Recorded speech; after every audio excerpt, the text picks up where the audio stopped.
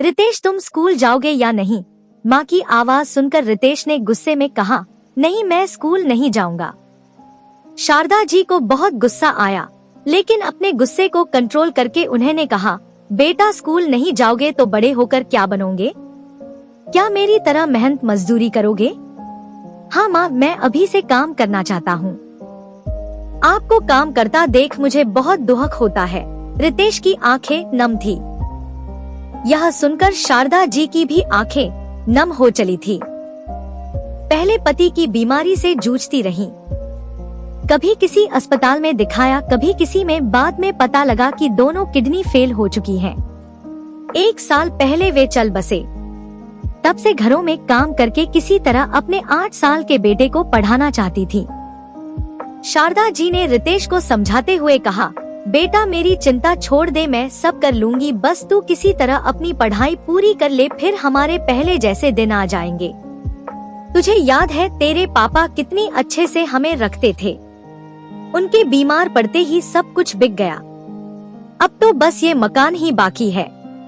इसे बचाए रखना है तो मुझे तो काम करना ही पड़ेगा, नहीं तो हम सड़क पर आ जाएंगे। रितेश बोला, माँ, इस समय हमें पैसों की जरूरत है। पापा की बीमारी में जो कर्ज लिया था वो कैसे चुकेगा? जब कर्जदार आकर तुम्हें गालियाँ सुनाते हैं तो मुझसे बर्दाश्त नहीं होता। शारदा जी बोली, बेटा, सब धीरे धीरे चुक जाएगा। मैं तेरी जिंदगी बर्बाद नहीं कर सकती। तू मेरी बात मान, पढ़ना मत छोड़। रितेश उनकी बात को नजरअंदाज करते हुए बोला, माँ, आपको पता है कितनी फीस है मेरे स्कूल की? पापा ने इतने बड़े स्कूल में दाखिला करा दिया। वहाँ की फीस में आपकी आधे महीने की कमाई चली जाती है। कर्ज कैसे उतरेगा? शारदा जी भी मन ही मन यह बात समझती थी। उनकी हैसियत नहीं थी अब उस स्कूल में पढ़ाने की, लेकिन उन्हें याद है उनके पति ने कैसे भाग दौड़ करके रितेश का एडमिशन करवाया था। उनका सपना था कि रितेश पढ़ लिख कर बड़ा आदमी बन जाए। जब तक राजेश जी जिंदा थे, शारदा जी को कभी किसी बात की कमी नहीं होने दी। घर में हमेशा पार्टियां होती रहती थी। कभी कोई मेहमान, कभी कोई, हमेशा आते रहते थे। उनके स्वागत सत्कार में शारदा जी को बहुत खुशी मिलती थी। ऐसा लगता था जैसे वो एक बड़े से परिवार के साथ रहती है। सब लोग उनका हाल चाल पूछते, लेकिन जब से राजेश जी बीमार हुए, धीरे धीरे सबने किनारा कर लिया।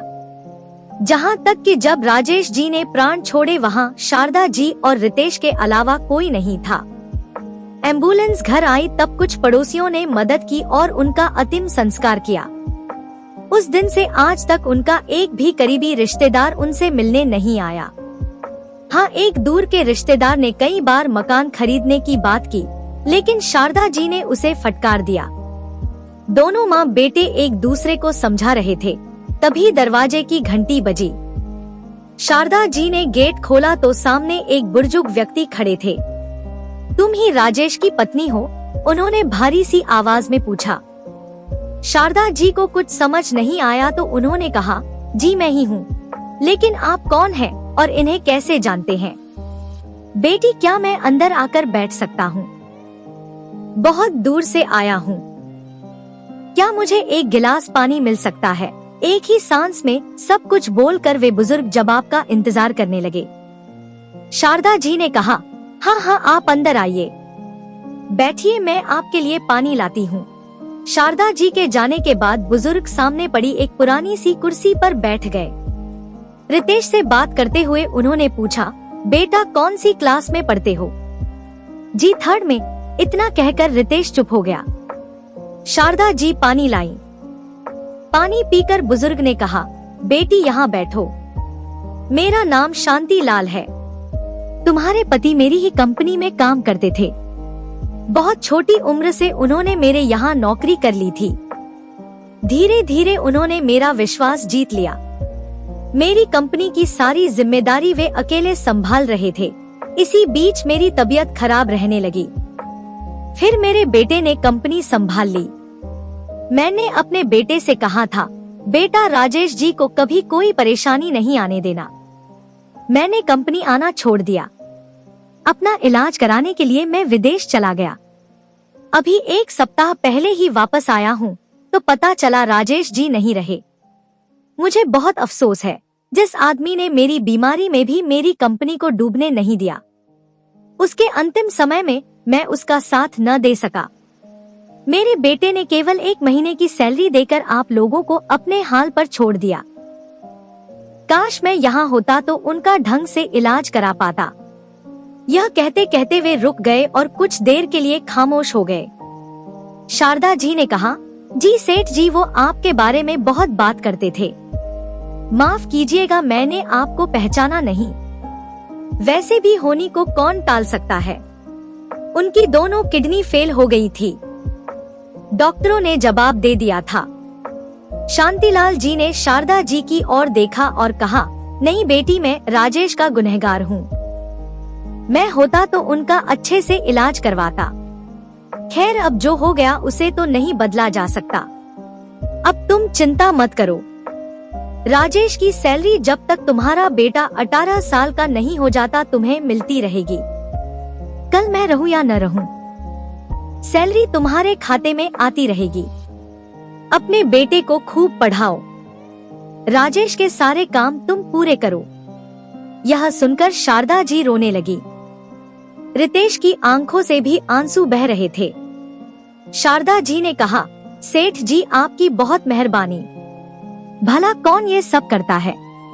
मरते समय भी उन्होंने कहा था, काश सेठ जी होते तो मेरा ध्यान रखते, लेकिन उन्हें क्या पता था, उनके सेठ जी उनके जाने के बाद भी उनका ख्याल रख रहे हैं। शांतिलाल जी बिना कुछ बोले चल दिए। जाते जाते उन्होंने कहा, बेटा पढ़ लिख कर अपने पिता जैसा बनना, जिनकी कमी हम आज भी महसूस करते हैं। उनके जाने के बाद रितेश अपनी माँ से लिपट गया। माँ, मैं खूब पढ़ूंगा, कल से स्कूल जाऊंगा। अगले दिन ही शारदा जी के अकाउंट में सैलरी आ गई। इसी तरह कई महीने बीत गए। एक दिन शारदा जी के मन में आया कि एक बार शांतिलाल जी से मिलकर उनका शुक्रिया अदा कर दिया जाए। वो पता मालूम करते करते उनके बंगले के पास पहुंची। चौकीदार से पता किया तो पता लगा, वे जब विदेश से आए थे उसके 15 दिन बाद ही उनकी तबीयत बिगड़ गई और वे चल बसे। शारदा जी की आंखों से आंसू बह रहे थे। क्या वो केवल उनका भला करने ही आए थे या अपना कर्ज उतारने? यही सब सोचकर वे घर की ओर चल दी। इसके बाद भी हर महीने सैलरी आती रही। रितेश की पढ़ाई बहुत अच्छे से चल रही थी। जब भी शारदा जी सैलरी के पैसे बैंक से निकालती उनकी आंखें नम हो जाती थी।